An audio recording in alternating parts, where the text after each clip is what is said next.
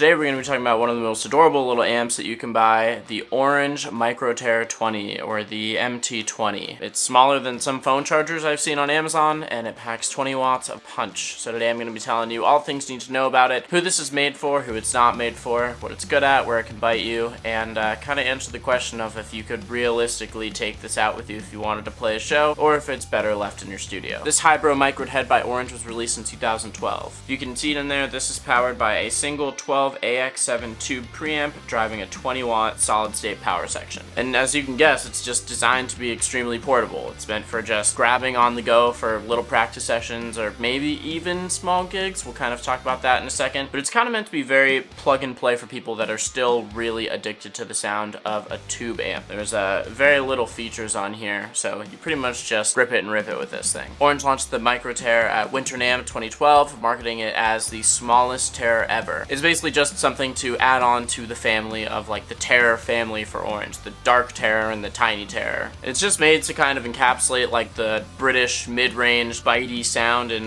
very cute pocket-sized little packaging, and it's spawned a lot of other really great micro series devices. Quick rundown on the specs. Like I said before, this is a Orange MicroTer or an MT20. Design is hybrid, so tube preamp and then a solid state power amp.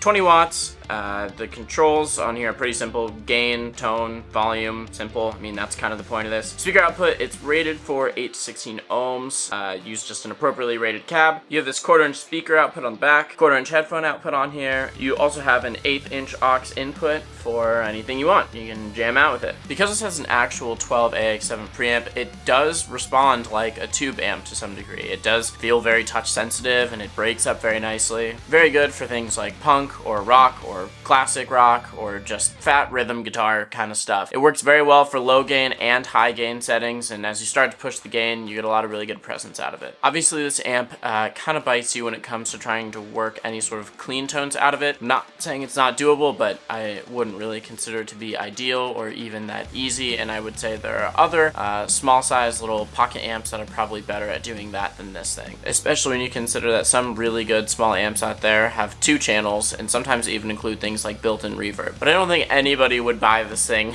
assuming that they're going to get good clean tones out of it. I just feel like I have to mention that. I think if you're a bedroom player and you're just looking for something with a pretty small footprint but you really like tube amps, this is a pretty reasonable route to go. You can pick these up on Reverb for under 200 bucks all day long, and it's not really a bad buy when you consider that there's not a lot of moving parts on here that can go wrong. I also think this would be a pretty solid choice if you were just like in a rock band in a city like New York City or something and you're taking the subway all the time. You should something that just fits in your gig bag. If you're in a studio setting, I'm not so sure that this makes the most amount of sense, because for the price you can probably buy some sort of amp simulator that will give you many more options and are modeled after amps with many more tubes in them. And if you have a really big fancy studio and you can really stretch the budget, you might as well just get a really nice Orange amp. Although I could see maybe a use case scenario for this if you're somebody that just really likes switching cabs and you just kind of want something really simple to move around instead of lugging around heads. So I don't know, I guess there's some sort of argument to be made for that. When I look at this amp, I immediately think of like Mark Hoppus' signature bass or P. Wen's signature bass that just have one knob on them. They kind of just found the tone that they like and they plug and play with it. It's kind of what this thing is really good at. You can expect a pretty, I don't know, out of the box solid tone. There's not going to be a ton of variety in it, obviously, but you can expect to not have any headaches. So if you're somebody that doesn't really get too finicky about what your tone sounds like, then this actually might be a match made in heaven. Obviously, do not expect an effects loop or built-in reverb or multiple channels or any sort of,